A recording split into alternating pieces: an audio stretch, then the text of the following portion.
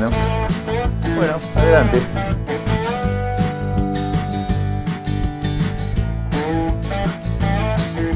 Me presento, me llamo Juan Bautista Ritbos, soy psicoanalista, escritor, docente, jubilado, pero bueno, todavía sigo en actividad de posgrado. Y bueno, esta es mi biblioteca.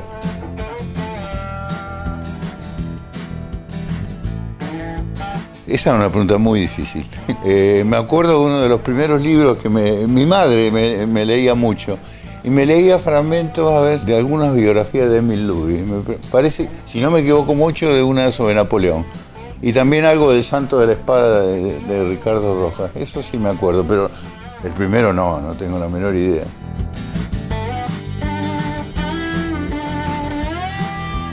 Los libros de Marx me marcaron antes de los 20 años, y después de los 20 años me marcó y mucho Hegel.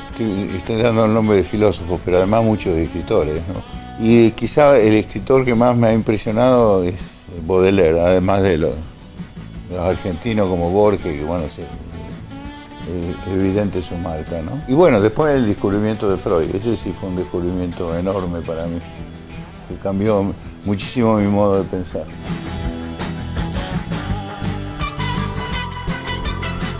Estoy leyendo a Paul de Man, porque tengo que presentar un trabajo a un congreso. Pero junto con él estoy leyendo 20 cosas más. La resistencia a la teoría es muy difícil de definirla por demás. Lo que podría decir que es uno de los críticos literarios más rigurosos de los últimos tiempos, lo cual no quiere decir que esté de acuerdo con él. Más bien diría que en gran medida estoy en desacuerdo, pero su enorme inteligencia obliga a estar a la altura de él, lo cual es extraordinario. Pero Pietro Citati, El mal absoluto, es un crítico entusiasta, pero tiene una prosa maravillosa. Así que cuando vuelve a contar las obras, las recrea por completo. Es Roberto Calasso, otro ensayista italiano. Bueno, pero no solo los ensayistas italianos, yo me he formado con los ensayistas franceses, los más conocidos, ¿no? Mira, le puedo mostrar mi última afición. He viajado varias veces a Venecia. Estoy muy apasionado con Venecia, incluso escribí un libro sobre Venecia que está por salir, que se llama así, Venecia con Z. Es un libro muy raro, que yo ni me di cuenta que estaba escrito en el momento en que lo terminé. Es un libro de ensayos sobre Venecia, pero de golpe empecé a escribir en prosa narrativa y además en el primer momento apareció poesía, ¿no? Lírica. Cosa que me sorprendió porque yo nunca he escrito poesía. Es un libro indescriptible, son como restos de una cultura italiana, podría llamarlo de ese modo. La soledad es un tema favorito. Creo que Venecia, el libro que saqué, uno de los ejes es la soledad. Solo en el nacimiento y solo en la muerte. Y por más que tenga compañía, siempre hay un fondo de soledad irreductible en todos nosotros. La poesía de Borges está siempre presente la soledad. Creo que en los grandes poetas está presente la soledad, pero bueno, se me ocurrió Borges, por algo será, ¿no? Lo que pasa es que de Borges lo que más me gusta los ensayos. Sí, me gustan las otras Inquisiciones, eso sí, es una obra que la he leído muchas veces. En ese estante están las obras completas y ahí después cosas de Bioy Casares. Creo que cualquiera que escriba ensayo en Argentina está muy marcado por Borges. Lo quiero o no, ¿viste? Es casi fatal, digamos. Borges lo que ha hecho, y que me parece muy importante, lo han dicho miles a esto, él ha trabajado escritores ingleses aparentemente secundarios, como Wells, muy secundario en apariencia, y lo ha elevado a la categoría de, rompiendo todos los cánones, a una categoría superior, porque era también su modo de situarse él. En los márgenes de la literatura, él se toma todas las libertades posibles con la tradición literaria, sin atenerse a ningún canon. Y en ese sentido es tipo extraordinario. Le fundó un cambio de paradigma, como se dice en la literatura argentina. Como en otro estilo también lo hizo Arlt, ¿no? Aunque de otro punto de vista. Ahí se toca Arlt y Bioy Casares, que no tienen mucho que ver entre sí, pero bueno, parece que el alfabeto los puso en proximidad. Arlt es un salvaje, digamos, llega a la literatura hasta con errores de ortografía. Es un genio en estado bruto, además. Arlt se formó leyendo a cualquier cosa, incluso Dostoyevsky, en malas traducciones, no del ruso al castellano, sino del francés a un castellano castizo y envejecido. Y sin embargo, de ahí tomó materia para hacer una obra excepcional.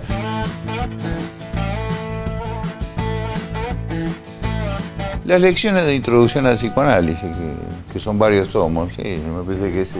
A ver, acá está la edición de Morortu. Esta es una edición que la encuadré, la clásica de Ballesteros. Marca un quiebre en la cultura, Freud, no solo en el psicoanálisis. Porque, digamos, el descubrimiento del inconsciente tuvo un efecto básico en toda la disciplina, incluida la literatura. Bueno, la introducción al psicoanálisis, bueno, en realidad el acta de fundación, la interpretación de los sueños. Pero no sé quién la aguanta, porque es una obra de una minuciosidad enorme, que además tiene la particularidad única de que Freud analiza sus sueños. Freud era además un gran escritor y leerlo causa un gran placer. Él se quejó siempre que los historiales clínicos se lo leían como novelas. No lo cité, Manuel. Es un libro pequeño que publicó Nueva Visión hace muchos años, que se llama Freud y el descubrimiento del inconsciente. Me pareció asombroso porque en 120 páginas es la mejor explicación que yo encontré nunca de Freud. La verdad que, y además es muy accesible.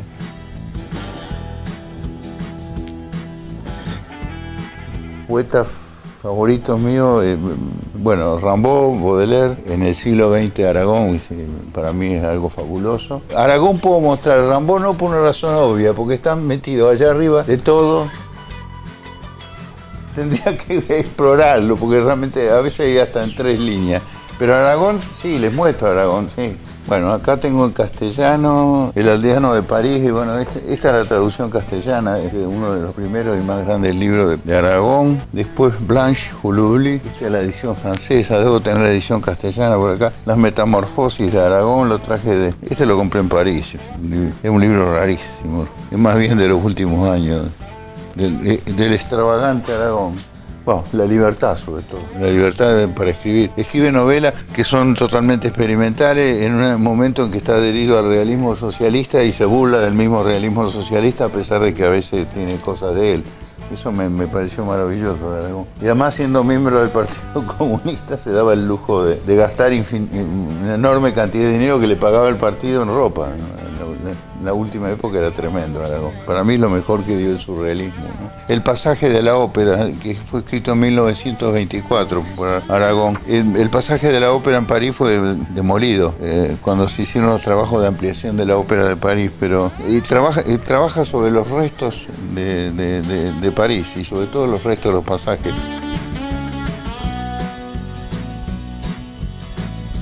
Sí, sí, en francés leo mucho, en francés, sobre todo, gran parte de la biblioteca está en francés, pero tengo en italiano, en inglés, hay cosas en alemán con lo cual tengo mayores dificultades, pero leo. Es un libro de John Julius Norwich, es un escritor inglés extraordinario.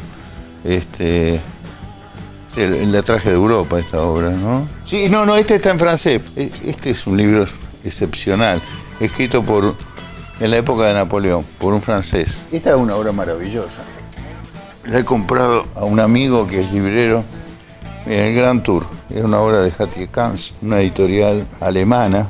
Pero mira las reproducciones. Reproduce todo lo que era el Gran Tour, ¿no? Es decir, el viaje de formación de los intelectuales europeos en los siglos XVIII y XIX. Y son fotos de época, ¿no? Hattie Kans se edita de un modo maravilloso, ¿eh? Fundamentalmente es Italia, pero no solo Italia.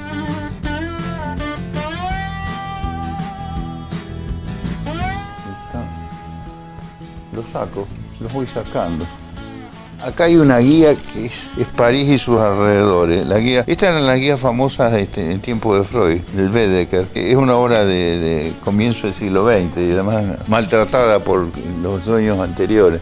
Este libro que es la invasión y el sitio de la Comuna, cuando los alemanes invadieron París en 1870, ¿no? Y la Comuna nació en 1871 y murió ese mismo año, fue destruida, diría yo. Pero esto está narrado en francés, pero además son todas ilustraciones de época, incluso fotos. Bueno, este es un libro sobre un barrio de París, Le Marais. Lo compré hace un mes en París. Después está esto de Fontainebleau, que es interesante, el París de los argentinos. Esta es la exposición universal de París de 1900. Acá también aparece cómo se imaginaba el futuro, los parisienses de la época. Por supuesto que cuando se imagina el futuro, lo que se imagina no acontece. La exposición de París de 1900. Esa fue una exposición universal más notable. La Argentina participó. Acá están los pabellones, hay fotos, diagramas. Esto es una visión general de lo que era la exposición con la Torre Eiffel.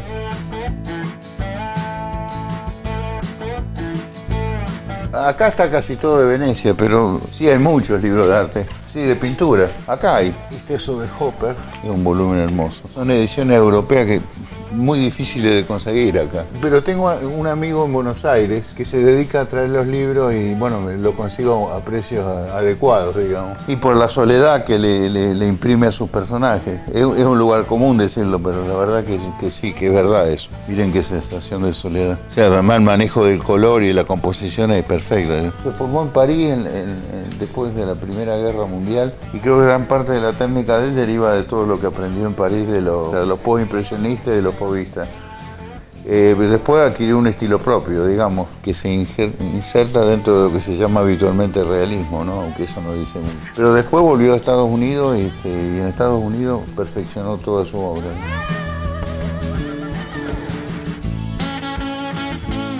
Sí, hay uno, a ver si lo puedo encontrar acá. A ver, si esperan un segundo, me subo. El viaje a Italia de Hippolyte Taine, que está firmado por Lisandro de la Torre. A ver, espera, a ver si encuentro.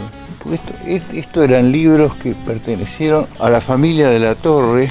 Acá está la firma y el año, era muy joven él. Esto está de Hippolyte Taine, ensayo sobre Tito Livio. Sí, esta es la encuadernación original.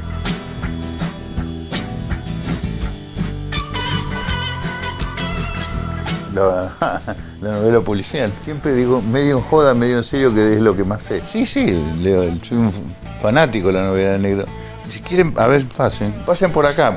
Bueno, acá, aparte de Julio Verne, que todas son obras policiales, acá y acá está toda la colección del Séptimo Círculo. Este libro, El Expediente Archer, este es un novelista excepcional. Y la que me gustó siempre mucho, la que fue la mujer del Margaret Miller. No, me gusta la construcción del personaje, porque es un heredero de Philip Marlowe. Pero es un heredero que tiene sus complicaciones y su desarrollo propio. El Expediente Archer en realidad son cuentos. Son cuentos que después sirvieron de base para hacer las novelas. Pero Ross McDonald escribió como 20 novelas con ese personaje. Ruth Rendell es una autora inglesa que reúne las cualidades del misterio clásico más la tensión de la novela negra. Las dos cualidades las reúne de un modo perfecto. Además, una escritora excelente, tiene una imaginación extraordinaria y siempre atrapa al lector. Margaret Miller también. Hay misterios de ella que se resuelven no en la última página, en la última línea. Quien lo lee después de leerlo 2 o 3 veces de golpe se dio cuenta de cómo había terminado la obra. Margaret Miller es norteamericana, de origen de la costa oeste, y Ruth Rendell es londinense, inglesa. Kate Atkinson para mí fue toda una revelación, una escritora que creo que vive en Escocia, pero es inglesa, que tiene un humor excelente, pero además es una capacidad de inventar misterios muy grande. Ella tiene un personaje, a lo mejor lo han visto porque en televisión hace poco, en el canal Finanar salió toda la serie de Jackson Brody. Tiene varias novelas, varias traducidas, ¿no? Es muy buena, me gusta mucho. Para mí, las que marcan la época en este momento por su calidad son las mujeres, pero por lejos, ¿eh? Tiene un personaje que es el inspector Rebus. Pero en televisión apareció una serie escocesa y de 3 o 4 años, Nombrar a los muertos. A lo largo de toda su vida ha perseguido largamente a un mafioso escocés, y la relación entre los dos es bastante complicada, ¿no? Entre el detective que lo persigue y el escocés, hasta incluso en la última época de ese detective. Es interesante.